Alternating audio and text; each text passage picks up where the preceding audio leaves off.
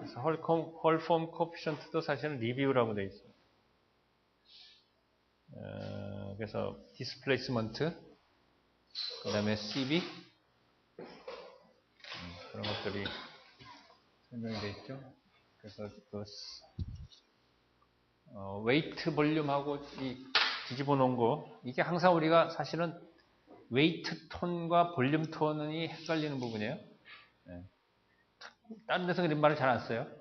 선박에서만 주로 거의 쓸 거예요, 아마. 볼륨 톤이라는 말은. 그로스 톤이지라는 말을 쓰잖아요. 그래서 뒤집어 놓고선 그렇게 헷갈리게 만드는데, 실질적으로는 이게, 이러면서 톤이라고 불러요. 그로스 톤이라고 불러요. 그래서 잘 모르는 사람들 굉장히 헷갈려요. 근데 그게 사실은 톤이, 명확히 얘기하면 톤이 아니에요. 원래 오래된 얘기라서 옛날에 도량형 환산 이런 것들에 대한 정리가 잘 안 돼 있을 때부터 쓰던 용어라서 그때는 톤이란 말이 볼륨이라는 말도 쓰고 그랬는지 모르지. 볼륨하고 톤하고 막 헷갈려서 막 썼어. 이제는 명확하게 구분을 하셔야 돼요. 그 다음에 프리스마틱 코피션트는 정의만 보면 알겠지만 하나 거의 같은 그림인데 차이 나는 게 이게 미드 섹션을 길이 방향으로 늘리니까 박스가 아니다 이거죠. 이 장방형이 이 전거는 각이진 박스였는데 여기는 이렇게 만큼 파인 별 차이가 없어 보이죠, 그죠? 근데 길이 방향으로 얼만큼 변화가 심하냐를 또 보여주는 그런 수치기도 합니다. 그 다음에 미드 섹션 코피션트하고 맥시멈 섹션 코피션트가 있는데 이것도 설명했습니다만 작은 배에서는 큰 배에서는 당연히 다 같지만 작은 배에서는 뒷부분에 맥시멈 코피션트가 나타난다. 요트 같은 것들이 그렇습니다. 그 다음에 이제 워터라인, 워터플레인 에어리아라는 게 이제 밑금친 부분이고 그거를 이 위에 사각형으로 나눈 것이 이제 코피션트가 되는 거죠. LB가 사각형의 면적이니까. 그렇고 그래서 랭스 빔 레이쇼라는 게 있는데 이거는 폭에 비해서 길이가 얼마나 기냐. 그래서 날씬한 배를 나타내는 겁니다. 이것도 어떻게 보면 이거는 그 운동성능, seaworthiness하고 상당히 관계가 있고 내가 거북선과 일본어선 얘기 잠깐 했나요? 네. 그 거북선은 굉장히 이게 작고 일본 선박 함정들은 큽니다. 왜냐하면 거칠은 동해를 건너왔었어야 되기 때문에 그리고 그 자기네 동네 자체도 거칠고 그래서 우리나라만 봐도 동해안에 있는 어선과 서해안에 있는 어선이 다르다. 네? 거북선은 거의 서해안 어선 비슷한 형태다. 동해안 어선은 일본 어선하고 비슷하다. 이런 얘기 했는지 안 했는지 모르겠습니다. 그래서 이런 것들은 이거는 어선만 얘기하는 게 아니고 이제 큰 배들 했는데 탱커도 있고 뭐 컨테이너십도 있고 막 있죠. 이렇게 표에 찍어놓고 트렌드를 보면서 우리 설계할 때 사용하겠다. 내가 컨테이너선을 설계하려면 컨테이너선하고 점들이 만지켜 있는 데다가 갖다 붙여서 에러비가 이 정도 돼야 되지 않겠냐 하는 감을 잡는 거죠. 내가 설계해 놓은 거를 체크할 수도 있고 막 오너 리콰이먼트가 있어갖고 그거에 의해서 폭도 정해지고 드래프트도 정해지고 길이도 정해지고 막 그런 경우가 있어요. 가끔 가다가. 그래서 그 범위 내에서 이렇게 설계해서 딱 내놨는데 기존에 있는 그냥 보통 선박들하고 비교해봤더니 이거 차이가 너무나 많이 난다. 에러버비가. 뭐 문제가 있을 수 있겠다. 뭐 이런 경우에 체크할 때도 쓰고 아니면 아무 아이디어가 없을 때 네 맘대로 해봐라 그럴 때 이런 자료를 쓰고 그렇게 합니다. 빔 뎁스 레이쇼는 그 구조물, 강성, 그 롱지티널 종강도라고 부르는데 롱지티널 스트렝스라고 부르는데 종강도 왜냐하면 배가 일주간 막대기 같은 거예요. 아주 단순화시키면 에러비가 뭐 5, 뭐 8 이렇게 되는 배들도 있거든요. 일주간 막대기라고 단순화시키면 빔으로 단순화시키면 그러니까 이렇게 부러지기 쉬운 거죠. 특히 대형화가 될수록 그래요. 소형선들은 에러버비가 작습니다. 그래서 가운데가 뚝 부러질 일이 거의 없는데 배가 커질수록 에러버비가 커져요. 그래서 그 큰 배가 가운데가 뚝 부러질 가능성이 있어요. 그거에는 B over D가 큰 구조적인 역할을 하고 또 뭐 GM, 스테빌리티는 폭하고 관계가 많더라고요. 그래서 이것도 이제 선정별로 커브를 이렇게 그려놓은 거죠. 빔하고 뎁스하고 이제 이니셜 스테빌리티, 트랜스버스 이니셜 스테빌리티 또는 인텍트 스테빌리티란 말을 씁니다. 인텍트라는 건 손상이 안 간 스테빌리티고 데미지 스테빌리티란 말이 또 한쪽에 있어요. 데미지 스테빌리티는 손상이 됐을 때도 안전해야 된다. 그 규정이 있어요. 규정이. 물론 뭐 손상을 입으면 기울어지겠죠. 기울어지지만 자빠지지는 않아야 되겠다. 그래서 내가 요즘에 지난번에 이게 좀 한 것 같은데 함정에도 이걸 좀 도입해야 되겠다. 천안함 같은 사고가 또 날 가능성이 높은데 왜 거긴 없냐? 없대. 하여튼 그래서 그렇게 주장을 하고 다닙니다. GZ라는 게 뭐 점을 찍어놨으니까 GZ 또는 G에서 M. 근데 M이라는 G는 고정되어 있는 거예요, 배가. 물론 그 무게 중심이니까 짐을 카고를 실느냐 안 실느냐에 따라서 조금 이동해요. 그렇지만 배 자체의 무게는 뼈대니까 뼈대는 변하지가 않죠. 그래서 별로 변동이 않고 부이언시라는 것도 이거는 이 수면하 중심이니까 수면하에 G는 이 몸 전체 중심이니까 약간 위에 있을 거고 부이언시 중심이라는 거는 물에 잠긴 부분 배수물의 중심이니까 배수 면적이 아니라 배수 공간의 중심이니까 배수 최적의 중심이니까 당연히 이 밑에 있죠. 그죠? 이것도 드래프트에 따라서 변합니다. 그죠? 근데 그것이 이제 이렇게 기울었을 때, 뭐 여러 가지 이유로 기울어졌을 때 G는 안 움직입니다. 배가 기울어진다 해서 G는 안 움직여요. 그죠? B는 움직여요. 기울어지면. 그랬을 때 그 기울어진 상태에서 이걸 이제 기울어서 그림을 그리면 더 이해가 쉬운데 이게 이제 이 지구의 중심이 되겠죠.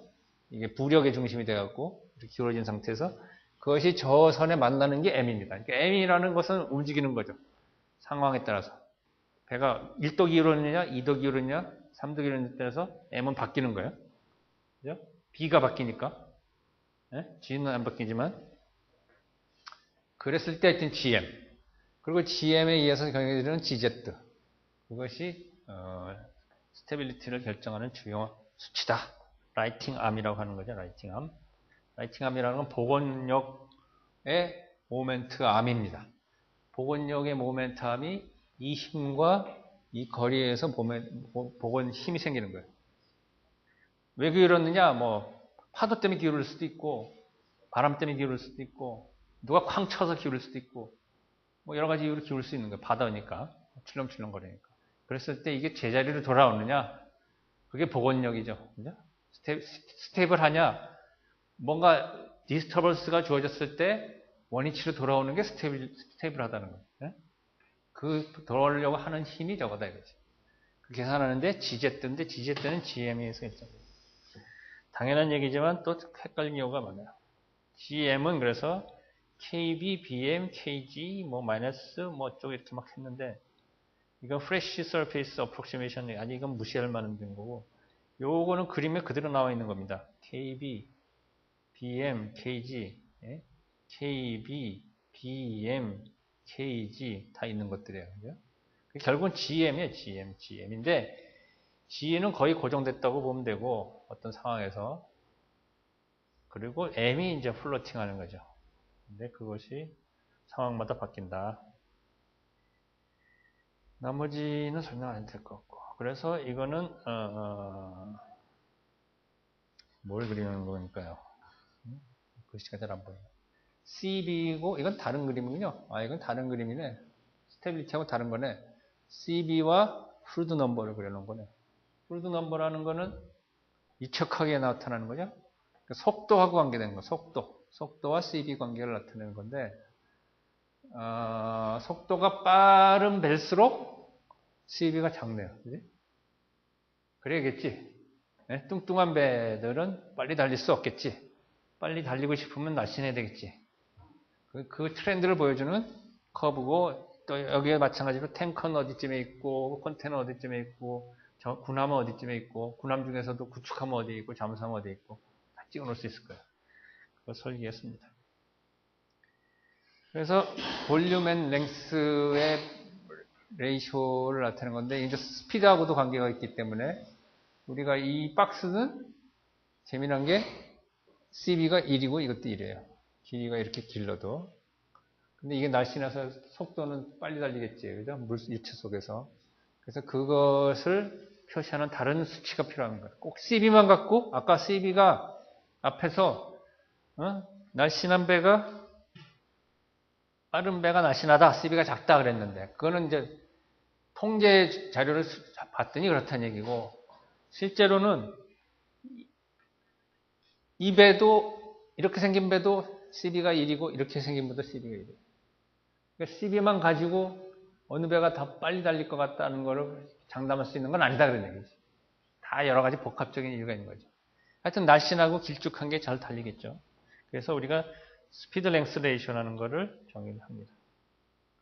요 밑에 보면 디스플레이스먼트 랭스 레이쇼라는 말을 씁니다.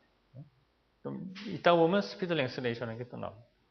크루드 넘버라는 게 결국은 그런 수치에 적용되는 거예요. 이따가 또 나올 테니까 또 보시죠. 이건 이제 typical design logic flow인데 스피드 랭스 레이션은 여기 안 나오고 그냥 넘어가 버렸구나. 뭐 우리 정영 교수님이 자세히 설명하셨을 테니까 그 정도라고 넘어가십시다. 그래서 스피드 랭스 레이셔부터 시작하네. 이거는 군함이기 때문에 아마 그런 것 같은데 스피드 랭스 레이셔로부터 크루드 넘버가 스피드 랭스 레이셔하고 거의 같은 겁니다. 여기 보면 V하고 L이 있거든요. 여기도 V하고 스피드 랭스니까 V하고 오버 L이거든. 네?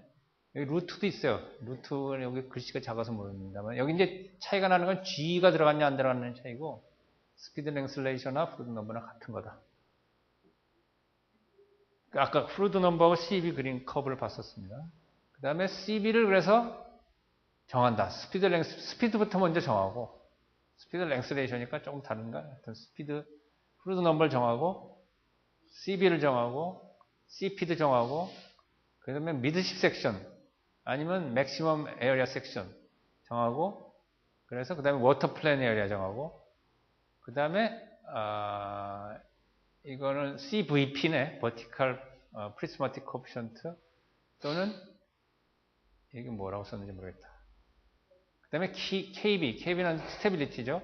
이건 BM도 스테빌리티와 관련된 거고 그 다음에 GM, 결국은 GM을 계산하고 GM을 계산한다. 이 GM이 최종이 아닐 텐데 이건 GM에 관련된 스테빌리티에 관련된 로직 플로우네요. 하여간 이렇게 같은 설계를 할 때 중요한 것부터 정해 나가야 되겠지 당연히. 그죠? 내가 자동차를 살 때 아니면 핸드폰을 살 때 제일 중요하게 생각할 게 뭐부터 정해야 돼요? 가격? 아니면 스마트폰? 종류? 아니면 회사? 아니면 무게? 하여튼 그 중요한 순서부터 먼저 정하고 그거에 따라서 그 다음 덜 중요한 것 정해 나가는 것처럼 배도 마찬가지예요. 그럼 정했는데 지금 이 스피드 랭스 레이쇼가 제일 중요한 배는 고속선들입니다. 군함 같은 겁니다. 그것부터 정해요. 화물선 느린 크루드 오일 탱커 유조선 같은 경우에는 스피드 랭스부터 시작하지 않아요. 데드웨이트부터 시작합니다. 데드웨이트. 내가 중동에서 여기까지 10만 톤씩 갖고 와야 되겠다. 아니면 50만 톤씩 가져와야 되겠다. 한 번에. 왜냐하면 1년에 실어 날라야 되는 게 얼마인데. 이제 거기에 이제 항상 탱커는 크게 지려고 합니다. 근데 걸리는 게 수심. 저쪽 항구도 나쁘고 중동도 나쁘고 한국도 나쁜 편이 많고 꼭 부산에만 올 수 있는 게 아니거든. 울산에도 가야 되고 저 대산 석유화학단지가 대산이죠. 충청도 저 끝에. 또 인천에 와야 될 필요도 있고. 그래서 그런 것이 중요한 게 다르다. 리그레션 어널리시스 지난번에 다 잘 하셨기 때문에 다시 또 한번 잠깐 보기만 하죠. 그죠? 엑셀 가지고도 우리 이 미시간 대학에서 많이 써요. 로로벳을 가지고 활용하는 거를 이 마이크로소프트 엑셀 가지고 리그레션 어널리시스를 하는 거를 보여주고 그 다음에 엑셀에 또 이용해서 트렌드 라인 캐퍼빌리티라는 것을 설명하고 있습니다.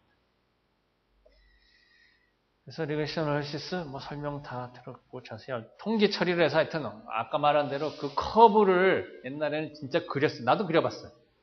내가 옛날에 어선 근대화 사업이라는 걸 내가 했었어요. 전두환 대통령 때문에. 새로운 FRP 어선들을 설계하라고 하는데 그때 조사하느라고 일본 어선도 갖다 놓고 내가 그래서 아까 설명을 이렇게 잘할 수 있었어. 동해안 어선, 서해안 어선, 남해안 어선 기존에 있는 그때는 다 목선이었어요. 우리나라도. FRP 어선이 새로 도입되려고 이제 근대화라는 말 썼고 일본인의 FRP로 다 돼 있었고 그것들을 점들을 찍어서 커브를 그려봤었죠. 여러 개의 커브를 그렸죠. 꼭 CB만 그리는 게 아니라 에러버비도 그리고 뭐도 다 그려보죠. 네? 그래서 그 커브를 통해서 설계의 방향을 잡아갔습니다. 그래서 동해안선, 서해안선, 남해안선 나눠서 다르게 해야 되겠더라고. 네? 그런 것을 했는데 리그레션 어널리시스라는 건 그거를 조금 더 체계적으로 컴퓨터 가지고 더 많은 양의 통계 자료를 짧은 시간에 처리할 수 있는 거죠. 네? 그런 목적으로 쓰는 거 더 복잡한 어떤 통계 처리를 할 수 있는 게 리그레션 어널리시스. 하지만 우리가 그 커브라는 거를 개념을 갖고 있어야지만 제대로 할 수 있는 경우도 많습니다. 리그레션 어널리시스는 돌리면 무조건 좋은 결과가 나오는 게 아니라고. 네? 파라미터를 잘못 잡으면 엉뚱한 결과가 나올 수도 있어요. 그러니까 이 직선으로 할 거니 어떤 이퀘이션의 타입을 어떻게 뭘로 할 거냐. 네? 이런 것도 참 애매해요.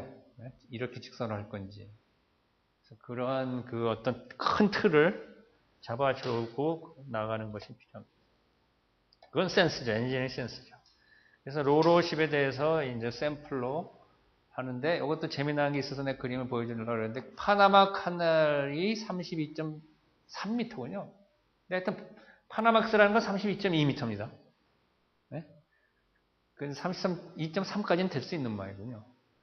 그래서 여기 토탈 데드웨이트 하고 빔.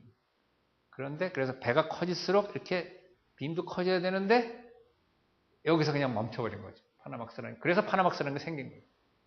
배는 커졌는데 4만 톤, 5만 톤까지 갔는데 폭은 제한됩니다. 그러면 어떻게 되겠어요? 길어지겠지. 그리고 수심도 제한이 있으니까 수심도 더 이상 못 내려갔을 거고. 그런 거는 리그레션 어널리시스로 잡아내기는 사실 어렵습니다. 그죠? 리그레션 어널리시스는 그냥 내추럴한 트렌드를 보여주는 거죠. 그 다음에 길이는 아까 말한 대로 계속 늘어났겠죠. 그죠? 폭이 제한을 받았기 때문에. 네. 그 다음에 슬로프는 뭐 줄어들었던 얘기고. 그래서 이런 커브들을 이게 다 끝냈군요. 어떻게 우리가 통계적으로 리그레션을 통해서 저 커브의 이퀘이션을 갖다가 찾아낼 것이냐 그런 얘기입니다. 옛날에는 내가 커브를 상상해서 지수를 x에 2승을 한번 해봤다가 x에 2분의 3승을 해봤다가 어느 게 잘 맞나 로그 스케일러도 바꿔봤다가 뭐 여러 가지 해봤어요. 그랬더니 요게 그래도 제일 내가 해본 중에 제일 잘 맞는다. 그냥 그걸 쓰자. 파라미터 정해갖고 그다음에 이제 피팅 해갖고 했는데 리그레션 어널리시스는 그런 거 보면 수고를 많이 줄여줄 수 있겠죠. 컴퓨터가 촥 뽑아주니까 아주 엉뚱한 경우로 안 나가는 경우에는 자 웨이트 에스티메이션 하겠습니다. 웨이트는 우리가 2시간 잡혔으니까 뭐 오늘 다 안 봐도 되고 시간이 있어서 내가 지난번에 한 거고요. 웨이트를 클래시피케이션에 워크 스트럭처 브레이크다운 워크 브레이크다운 스트럭처인가? 그런 거 들어봤어요? WBS라는 거? 정현 교수님한테? 들어본 사람? 안 들어본 사람? 워크 브레이크다운 스트럭처 들어본 사람? 안 들어본 사람? 안 들어봤어? 빨리 얘기해. 클래시피케이션이고 디자인 웨이트 에스티메이션 그 다음에 에스티메이팅 모델이라는 게 이퀘이션입니다. 이퀘이션을 어디서 여러 사람들이 제안을 했어요. 아까 말한 것처럼 그 커브들을 세대에 따라서 세월에 따라서 사람에 따라서 다양하게 제안을 했고 그 중에서 우리가 비교해가면서 요거는 요걸 쓰는 게 좋겠다 결정을 해야 됩니다. 그 다음에 센터라는 건 무게중심, 웨이트의 무게중심도 계산해야 돼요. 그 다음에 스프레드시트를 통해서 웨이트하고 센터를 계산하는 소프트웨어가 있고, 그 다음에 웨이트 커브라는 걸 만들어야 됩니다. 그것도 스프레드시트를 쓰면 좋습니다. 그 다음에 VNC 커브라는 걸 만듭니다. 웨이트 커브라는 거는 배 길이 방향으로 웨이트 커브를 그려내는 거예요.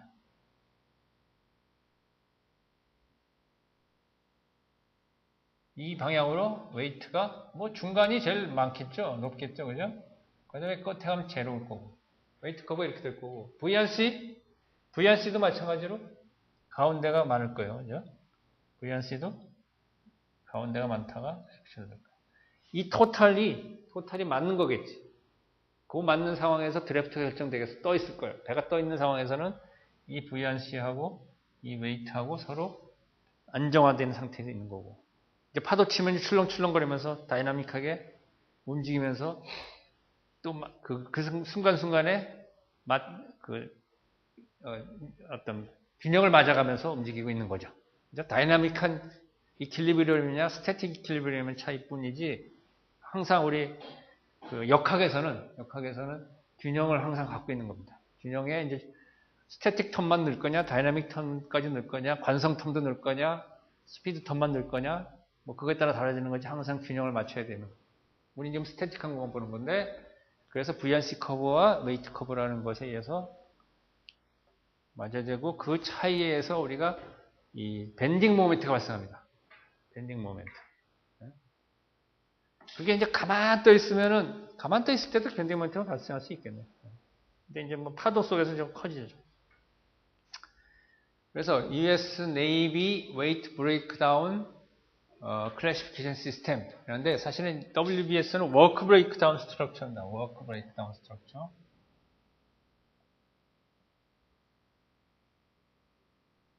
여러 용도로 써요. 근데 여기 웨이트 브레이크다운 스트럭처든지 시스템이든지 뭐 클래시피케이션 시스템이든지 같은 용도예요. 같은 용도. 웨이트에만 쓰이는 게 아니라 저게 업무에도 쓰이고, 설계하는 데도 쓰이고, 부서를 나누는 데도 쓰이고, 배를 기능을 분리하는 데 쓰이는 거고, 기본적으로는 그거에 따라서 업무도 나눠지는 거고, 부서도 나눠지는 거고, 돈도 나눠지는 거고, 무게도 나눠지는 거고, 그런 거죠. 그래서 여러 용도로 쓰이기 때문에 저 클래시피케이션 시스템이 다양하게 존재하는데, 이건 함정이기 때문에 함정에서 중요한 순서로 분류 시스템을 만듭니다. 예를 들면 여기 아마먼트라는 거는 그렇게 상선에서는 없는 거죠. 아예. 그죠? 군함이기 때문에 존재하는, 그러니까 상선에서는 분류 체계가 다릅니다. 그래서 NSFI라고 그러죠. NSFI. 여기가 이름이 바뀌었는데, 그 노르웨이 쉽빌딩 무슨 저기 노르웨이어 말이라는 건가? 하여튼 노르웨이에서 만든 NSFI 인덱싱이라는 게 있습니다. 인덱싱. 같은 건데, 인덱스라는 게. 거기는 10개로 나눴어요. 10개로. 그룹핑을. 첫 그룹핑을.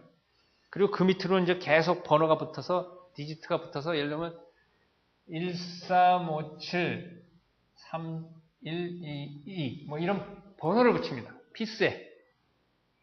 이 뒤에 나올 텐데, 워크 브레이크다운. 그러니까 예를 들면 프로펄션 플랜트를 2번으로 부르고, 그 안에 엔진과 샤프트와 프로펠러를 1, 2, 1, 2, 2, 2, 3 이렇게 번호를 나누고, 그 다음에 샤프트의 볼트 너트는 2, 2, 1, 뭐 2, 2, 2 이렇게 해서 브레이크다운을 하겠다는 거예요. 노르웨이 상선에 위주로 해서 만든 10개 그룹으로 나눈 브레이크다운 스트럭처는 NSFI 스트럭처라고 그러는데, 저걸 우리나라 조선소들이 제일 많이 적용하고 있어요. 그래서 내가 설명하는 거예요. 그 당시에는 그쪽에서 컴퓨터 시스템들이 많이 들어왔어요. 우리가. 아직도 트라이본이라고 하는 건 스웨덴에서 만든 컴퓨터 시스템이기 때문에 저게 정보하고 또 관련이 되어 있거든요. 코드 넘버 체계라는 거는 업무 체계하고도 관계있지만, 하여튼 그걸 도입했고, 지금은 많이 바뀌었어요. 스스로 그 안에서 막 세분화하면서 디테일한 코드들이 많이 바뀌었지만, 조선소별로도 바뀌고, 큰 틀은 노르웨이 코드다. 그 10개 그룹은 그대로 있다. 커맨드 앤 서베일런스도 사실은 뭐 우리로 좀 항해 장비 같은 건데 그렇게 큰 그룹이 될 만하지 않습니다. 저 상선에서는. 그래서 예를 들면 이렇게 그룹핑했다는 거죠. 그룹 레벨에서 1번은 100은 헐 스트럭처고 110은 이제 100 밑에 있는 거죠. 서브 그룹이죠. 쉘 앤 서포팅 스트럭처고 그 밑에 또 세분화해서 111은 쉘 플레이팅이고 113은 이너 버튼 플레이팅이고 116은 롱지튜디널 프레이밍이고 117은 트랜스버스 프레이밍이고 그 밑에 또 내려가면 11100은 엘리멘트 타이틀이고 1113이면 플랫 플레이트 킬이고 1124는 쉘 플레이팅이다. 이런 식으로 쫙 분류 체계를 해놨다는 거예요. 우리 어떻게 보면 바코드하고도 같다고 보면 돼. 바코드. 내가 슈퍼에 가서 물건을 샀는데 바코드 딱 찍으면 돈 쫙 계산되잖아요. 그 번호가 여러 용도로 쓰입니다. 그 안에서는. 우리는 돈 계산만 하면 끝나지만 그 회사 안에서는 지금 휴지가 2통 팔려나갔습니다. 영등포점은 오전에 10,000개가 팔려나갔습니다. 큰일 났습니다. 거기 빨리 보급해줘야 됩니다. 물류 창고에서 가져다가. 뭐 재고 관리에도 쓰고. 그 다음에 상반기 실적이 우리가 무슨 매출은 줄었고 무슨 매출은 늘어나고 그런 것도 통계 자료에 쓰이고 재고 관리도 하고 여러 가지 그 분류 코드가 다 쓰이는 거예요. 자, 그 다음에 이제 웨이트 실제로 들어가서 이제 웨이트 내가 지난번에도 이거 중요한 거다. 잘 헷갈리지 말아요. 디스플레이스먼트는 배수량이라고 했어요. 배수량. 내가 밀어낸 물의 양, 무게. 그게 총무게죠. 총무게. 거기 이제 떠 있는 거예요. 네? 떠 있는 게 VRC고, 그 VRC라는 게 물어낸 물의 양, 그게 톤수죠. 배수량. 그거는 라이트시 웨이트와 데드 웨이트로 구성되어 있습니다. 이게 디스플레이스먼트다. 근데 라이트시 웨이트는 뭘로 구성되어 있느냐? 이게 스틸 스트럭처하고 머시너리 웨이트하고 스틸 웨이트하고 스트럭처 웨이트하고 머시너리 웨이트하고 아웃핏 웨이트하고 이거는 뭐냐? 마진이 뭐냐? 마진. 네, 웨이트 마진이라고 써 있는 마진. 그래서 이거를 우리가 라이트십이라고 부른다. 웨이트 마진은 대개 한 3% 정도 된다. 일반적인 커머셜 칩에서는 그렇다. 하지만 저것도 애매한 것들 저기다 다 때리는 거니까 3%라고 해도 굉장히 30만 톤에 3%면 몇 톤이에요? 900톤? 그죠? 30만 9,000톤? 9,000톤이네. 어마어마한 톤수예요. 그죠? 그 안에 막 집어넣으니까 이것도 중요한 톤수가 될 수 있어요. 왜냐하면 라이트 웨이트가 철강제 하고도 들어가는 거니까 돈하고 관계돼서 조선소 입장에서는. 그 다음에 이제 스트럭처 웨이트는 헐과 슈퍼 스트럭처와 데크하우스와 이렇게 되어 있네요. 데크하우스와 슈퍼 스트럭처 이렇게 나눴네 여기는. 여기를 슈퍼 스트럭처라고 하고 이걸 데크하우스라고 그랬네. 네, 그렇네요. 그 다음에 스트럭처 or 스틸은 여기까지만 스트럭처 스틸. 이게 다 앞에 스트럭처 스틸이죠. 그래서 S로군요. S로고. 프로펄전 머시너리, 아웃피팅, 헐 엔지니어링. 데드웨이트는 어떻게 구성되느냐? 데드웨이트는 또 그것도 복잡해요. 네? 간단하지 않아? 카고 데드. 이게 실제 페일로드죠. 이게 진짜 페일로드죠. 돈 받는 돈 받을 수 있는 거. 퓨엘 오일, 루브리케이션 오일, 프레시 워터. 그 다음에 프로비전 앤 피플, 사람, 크루, 선원 무게. 얼마 안 될 거지만 그렇지만 몇 톤은 될 거 아니에요, 몇 톤. 네? 그래서 그걸 우리가 토탈 데드웨이트라고 부른다. 작은 배에서는 이게 커집니다. 포션이. 큰 배에서는 얼마 안 되지만. 작은 배라고 선원이 뭐 먹을 거 있어야 될 거 아니에요. 그죠? 화장실도 있어야 될 거 아니에요. 키친도 있어야 되고. 이게 웨이트를 구성하는 요소들이다. 그럼 하나하나 어떻게 계산할 거냐? 그래서 디자인 웨이트 에스티메이션 하는데 옛날에 하던 방식이 결국은 커브죠. 커브 그려서 통계 자료를 해서 리그레션 어널리시스 하고 그런 거예요. 그래서 그래프 그리고 커브 피팅하고 거기에 상당한 엔지니어링 저지먼트와 커먼 센스가 필요하게 됩니다. 그걸 잘못하면 엉뚱한 경우로 결과를 얻게 돼요. 그 다음에 이제 choosing independent variable이라는 거는 커브 피팅을 하는데 내가 그 커브의 기반을 길이로 할 건지 폭으로 할 건지 뎁스로 할 건지, CB로 할 건지, 프루드 넘버로 할 건지, 커브마다 다 다른 거예요. 좌표축을 뭘 그릴 거냐? 그걸 얘기하는 거예요. 어느 게 중요한 인자냐? 그거는 그 재고자 하는 거에 따라서 달라집니다.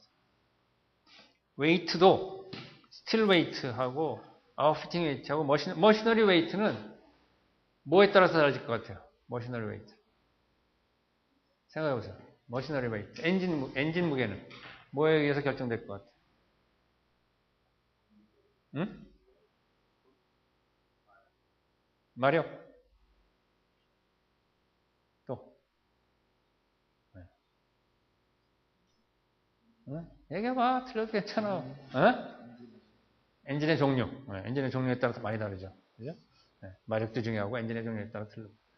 그런 것에 따라서 다르게. 그러니까 커브 자체는 엔진의 종류를 커브에 밑변을 할 수는 없잖아. 그지? 마력으로 하는 수가 있겠고, 거기에 따라서 스팀 터빈은 이런 커브가 나오고, 디젤 엔진은 이런 커브가 나오고, 뭐 이렇게. 이따 나와요. 네. 그래서 이거는, structural weight를 아까 WS라고 그랬던. 근데 여기 큐빅 넘버라는 걸 합니다. 큐빅 넘버라는 거는 여기에 정의가 안 나와 있네. 앞에 어딘가 있었던 것 같은데. 큐빅 넘버라는 건 볼륨에 해당되는 겁니다. 그러니까 LBD하고 관계가 있어요. LBD. 정의가 어딘가 나올 텐데, 여기는 안 나왔구나. L 곱하기 B 곱하기 D. T가 아니라, 그거를 뭐, 100으로 나눈가? 뭐 그럴 거예요. 어디, 뒤에 설명 어딘가 좀 나올 것 같아요. 하여튼, 볼륨을 나타내는 치수입니다. 아까 내가 뎁스가 중요하다고 그랬죠. 스틸 웨이트하고 종강도에는. 로그 스케일로 했습니다. 큐빅 넘버를 1000으로 나눠서 로그 스케일로 한 거를 밑변으로 하고, 윗변은 역시 스트럭처럴 웨이트인데 로그 스케일로 하고 C1, C2, C3라고 하는 무슨 코피션트로 나타났어요. 그거는 이제 여기에 이제 그래서 결국은 스트럭처럴 웨이트는 340 뭐 이런 수치를 통해서 여기 왜냐하면 리니어 커브를 얻었기 때문에 점을 찍어봤더니 상당히 네로우 밴드하게 나와서 내가 무슨 밴드인지 모르지만 하여튼 상당히 정확한 커브를 얻어낼 수 있었다. 그래서 그 커브의 기울기와 시작 포인트를 봤더니 340과 0.9더라. 이런 거를 맞아내고 이 뒤에 대한 거는 또 설명이 쭉쭉 나옵니다. CB도 들어가고 모르네요. 네. 그래서 볼륨 어프로치라는 게 아까 큐빅 넘버가 여기 정의되어 있네. 큐빅 넘버가 LBD 나누기 100인데 아마 이게 인치, 피트 단위로 되어 있을 거야. 아마 LBD를 피트로 해야 될 거야. 저게 큐빅 넘버 계산을. 미터로 하면 저게 아마 엉뚱한 답이 나올 거고. 하여튼 펑션의 큐빅 넘버의 함수더라. 아까 그 우리 그림에서 앞 그림에서 봤어요. 그죠? 예를 들면 LBD의 0.91승이 되더라. C1 코피션트가 있지만 아까 0.9였어요. 조금 전에는. 또 에어리어 어프로치가 있어요. 볼륨 어프로치가 아니라 E라는 거는 로이드 레지스터 이퀴프먼트 뉴메랄이라고 하는 올드 로이드 레지스트리 이퀴프먼트 뉴메랄이라고 부르는 E예요. 그거는 어떻게 정의되냐면 L 곱하기 B 더하기 D이기 때문에 좀 애매한 수치인데 하여튼 L 곱하기 길이 곱하기 길이니까 에어리어입니다. 네? 근데 두 번째 길이는 B하고 D를 더해버렸어. 더 무슨 의미가 있는지 잘 모르겠지만. 그래도 하여튼 이제 뭐 이 키워드를 보면 이퀴프먼트를 할 때 뭔가 중요한 수치다라는 걸 알 수 있어요. 왜냐하면 내가 지난번에도 에어리어가 중요한 배가 어떤 배들이라고 했지? 에어리어가 중요한 배. 자동차 운반사. 네? 주차장 면적이 중요하죠. 주차장 면적이. 그래야지 많이 싣고 갈 수 있죠. 그죠? 이퀴프먼트라는 것도 거기에 해당됩니다. 배에 뭔가 설치해야 되는 게 이퀴프먼트예요. 그 설치를 하기 위해서 필요한 수치가 저 이퀴프먼트 뉴메랄이다. 설치가 장비가 많이 필요한 배는 무슨 배가 있나? 그 해양조사선 같은 것들. 그 다음에 드릴십 같은 거. 그런 거 장비가 그냥 꽉 실려서 다니는. 그런데 저게 필요할지 모르지만 하여튼 상선에서는 이렇게 됐다. 그래서 하여튼 볼륨 어프로치와 에어리어 어프로치를 있습니다. 그래서 익스텐디드 버전의 왓슨 길리판이라고 하는 사람이 제안한 것이 이 에어리어 어프로치인데 여기 또 T를 썼네요. 네? D가 아니라. 근데 또 D를 이용해서 또 조금 수정을 한 버전을 또 추가를 했어요. 근데 이건 뭐냐, 의미가 뭐냐. 여기는 이 앞부분은 데크와 헐 빌로우 워터라인이고, 요거는 헐 어버브 워터라인이다. 아까 어디 그림이 있었는데, 워터라인이라는 건 이거잖아요. 데크와 헐 빌로우 워터라인. 이게 워터라인이잖아요, 워터라인. 그 빌로우에 있는 부분에 뉴메랄과 포션과 헐 오버 부분의 포션을 나눠서 커브를 따로 그렸다는 거지. 따로 그래서 이퀘이션을 따로 잡아낸다. 하여튼 이런 사람들이 얼마나 노력을 했는지 모르지만 해서 그랬다. 스트럭처럴 웨이트, 머시너리 웨이트, 아웃핏 웨이트, 그 다음에 마진. 아까 그렇게 돼 있었어요. 이퀘이션에. 네? 근데 그 각각을 이제 세분화하고 있는 거죠. 그래서 여기는 뭐가 냐면 엔진 웨이트네. 그런 거 훅 띄었다. 그죠? 엔진. 아까 스트럭처럴 웨이트는 설명이 그래도 어느 정도 쭉쭉 나와 있었으니까 엔진 웨이트 하는 방법의 톤인데 메인 엔진과 리메이닝 웨이트라고 되어 있네. 리메인더. 그죠? 메인 엔진이 거의 다겠지. 그 다음에 뭐 여러 가지 보조 장비들, 보일러니, 무슨 파이프니, 무슨 프로펠러 샤프트 따로 한 거다. 메인 엔진 웨이트 from vendor data. vendor data라는 거는 메인 엔진을 공급하는 공급회사. 응? 독일제, 술저, 바르실라, 지난번에 우리 견학도 갔었는데 어디 목포 어디 갔다가 그죠? 그 회사 아니면 현대 아니면 대우 아니면 두산 어디가 된지 모르겠어요. 쌍용도 있대. 네.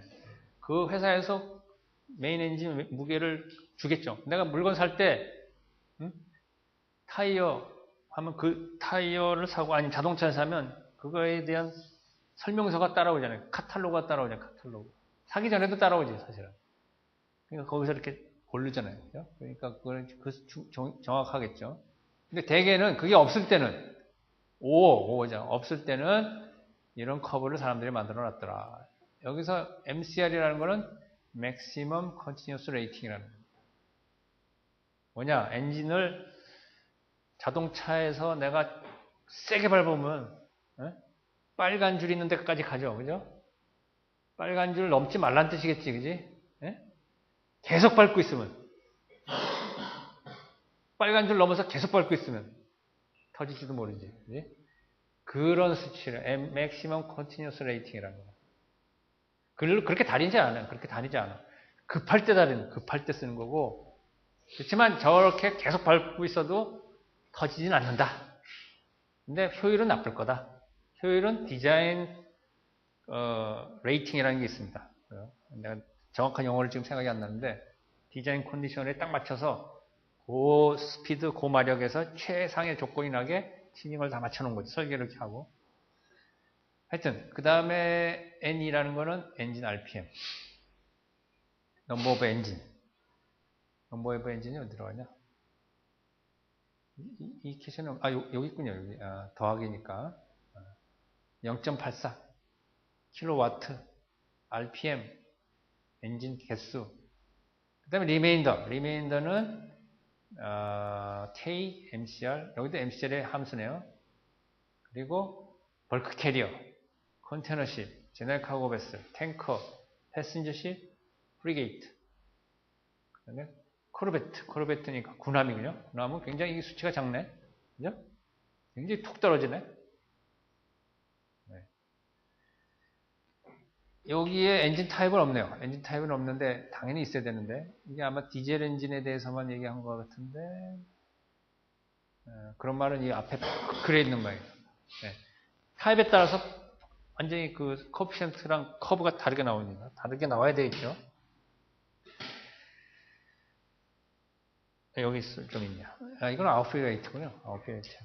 엔진 웨이트는 지나가 버렸고 아웃피팅 웨이트 톤은 여기 이제 아웃피팅 웨이트 길이, 폭, 그 다음에 코피션트인데 요 횡축을 랭스로 했네요. 랭스 LBP. LBP 지금 한번 설명했습니다. between perpendicular AP와 FP 설명했어요? 안 했어요? 응? 했어 안 했어요? APF 네? 했어. 여기 FP고 여기가 AP고 for perpendicular after perpendicular 그걸 기준으로 조선소에서는 그 도면을 그리고 해야 되기 때문에 저기가 중요한 것이지. 건조할 때는. 그런데 운항할 때는 워터라인 에어리아 길이가 중요합니다. 여기서부터 여기까지 LWL이라고 하는 게 중요하죠. LBP, LWL, 뭐 LOA 이거 설명했는데 네? 네.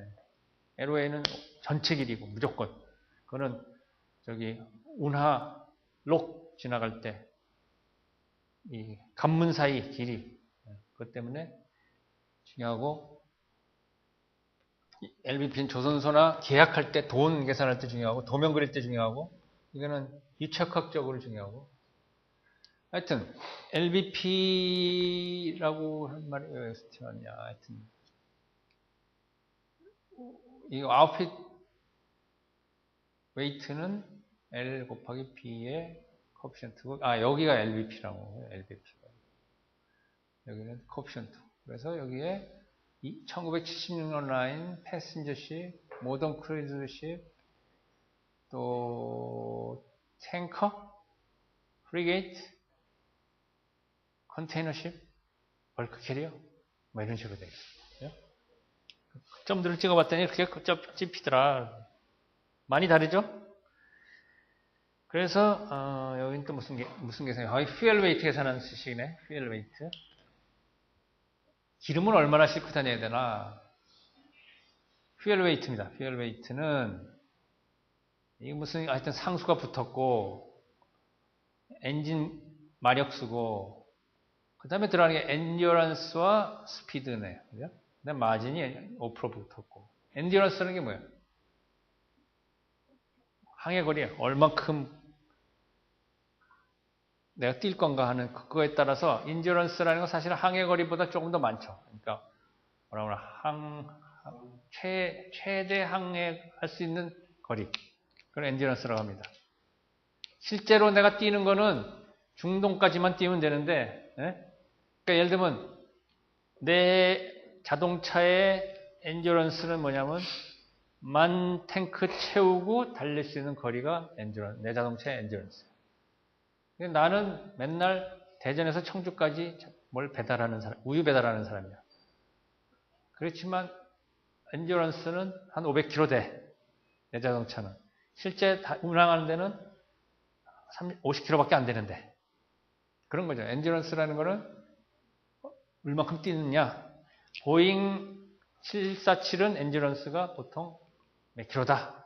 5,000km다, 6,000km다. 옛날에는 그게 짧았기 때문에 그렇게 만들 수가 없었기 때문에 알래스카에 한번 내렸다가 그 다음에 유럽을 가든지 미국을 갔었는데 요즘에는 엔진 효율도 좋아지고 탱크도 배도 비행기도 커져서 단숨에 날아간다.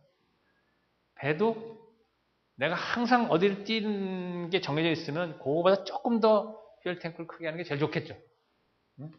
하여튼 그거 얼마가 됐건 간에 엔듀런스와 그 다음에 스피드 해서 계산하면 퓨얼 오일을 이만큼 싣고 다녀야 된다. 설계할 때 그만큼 필요하다. 스페시픽 퓨얼 레이트라는 것은 킬로와트당 엔진 효율이죠. 연료 소비율. 자, 한 2장만 더 보고 끝납시다. 여기 뭘 썼습니까? 여기는 퍼스널 이펙트 무게입니다. 아까 내가 선원 무게라고 하면 얼마 안 되지만 작은 배선 중요하다 그랬잖아요. 그 무게를 계산하는 식인데 간사이 소사이어티 오브 재팬이라는 거는 관서 일본 조선학회. 옛날에 일본 조선학회가 2개 있었나 3개 있었나 그래요. 우리나라는 조선학회는 하나지만 해양공학회가 또 따로 있죠. 영국도 조선학회가 한 3개쯤 있었어요. 조그만 나라에. 일본도 지금은 일본도 마찬가지로 조선산업이 이제 줄어들면서 학회를 합쳤어요. 지금 간사이 조선학회라는 게 없지만 관서 조선학회라는 게 오사카 그쪽 지역입니다. 그리고 아마 후쿠오카 그 섬 쪽에 조선학기가 또 따로 있었던 것 같은데 그 이름은 내가 지금 기억이 안 나네. 그게 관성가? 하여튼 핸드북 오브 십 디자인이라는 설계 편람이라고 해서 아주 두꺼운 사전 같은 책이 있었어요. 저희도 많이 봤습니다. 학생 때도 많이 보고 또 조선사에서는 진짜 많이 쓰는 거고 거기서 나온 표가 의하면 오션고잉, 코스탈, 연안선, 내륙선 선호는 1인당 120km. 바다를 가야 되니까 좀 많이 오래 뛸 거고 뭐가 짐이 많이 필요하겠죠. 패신저는 1인당 110km. 이런 수치예요. 프레시워터는 1인당 400kg. 크루는 그렇고 패신저는 200kg. 프로비전 뭐 짐 같은 거죠. 짐 같은 옷, 뭐 식량. 네? 식량이겠네 주로. 그죠? 그래서 이렇다. 재패니즈 베스라고 외국 베스라고 일본 사람들은 조금 쓰네. 조금 없네. 네. 저런 수치를 이용해서 설계할 때 무게 중 계산을 해야 되는 거예요. 계산해서 이만큼 들어갈 거다고 예측하고 실제하고는 차이가 나겠지. 그죠? 그렇지만 설계할 때는 예측할 수밖에 없습니다. 자, 마지막 페이지. 서비스 라이프 그로스 마진이라는 겁니다. 서비스 라이프 그로스 마진. 자, 내가 차를 샀는데 차를 타고 다니니까 뒤에 트렁크에 짐이 자꾸만 뭘 싣고 다니고 또 뒷좌석에도 뭔가 뭐 휴지도 들어가고 물도 넣고 커피 먹던 것도 있고 그런 거예요. 그런 거 얘기하는 거예요. 자동차에서도 사실은 그런 게 중요합니다. 뭘 자꾸만 싣고 다니면 기름을 많이 먹게 돼 있어요. 비행기는 더 심하지. 비행기에다가 설계할 때는 비행기 무게가 그리고 모든 걸 다 포함해서 라이트 웨이트하고 카르고 씌웠을 때하고 라이트 웨이트하고 20톤이라고 생각했었는데 운행하다 보니까 뭐도 묻고 뭐도 갖다 놓고 자꾸만 하다 보니까 이게 늘어나 버리면 비행기가 어떻게 하면 잘못하면 못 드는 경우도 있고 짐을 덜 실어야 되는 경우도 있고 한계가 생긴 거죠. 배도 마찬가지죠. 그죠? 그래서 그 그로스 마진이라는 거 얼마나 되느냐 한번 따져봤더니 웨이트 상으로는 5%고 이게 또 케이지한테도 중요해요. 케이지라는 건 아까 무게중심이 올라가요. 자꾸만. 왜냐하면 사람 사는 공간이 자꾸만 늘어나는 거고 되게 마진이라는 거는 오래될수록 뭐가 자꾸만 늘어나는 거 사람들이 자꾸만 뭘 갖다 놔서 그런 거거든. 그러니까 사람이 있는 공간 근처에 많이 생기게 돼 있어. 그래서 얼만큼 늘어나. 이거 피트입니다. 피트. 1.5 피트가 늘어난다. 그래서 캐리어, 컴배턴트, 오질리어리, 스페셜십, 앰피비어스, 웨이트 앤 케이지 매니지먼트 continues through the life of the vessel. 계속 관리를 해야 되지 않으면 페인트 칠을 해도 늘어나고 침대를 새로 놔도 테레비 새로 좀 갖다 놓고 오디오 시스템 잠깐만 늘어나게 돼 있으니까 관리를 해야 된다. 특히 관리를 중요한 게 뭐냐면 이 고속선들이 비행기가 중요하듯이 고속선박에서는 1톤이 굉장히 중요하거든요. 그 퍼포먼스에 큰 영향을 주기 때문에 관리를 잘하지 않으면 우리 마라톤 선수 몸무게 늘어나는 거랑 비슷하지. 뱃살이 늘어나서 마라톤이 잘 안 되는 거라. 오케이, 오늘 여기까지 하고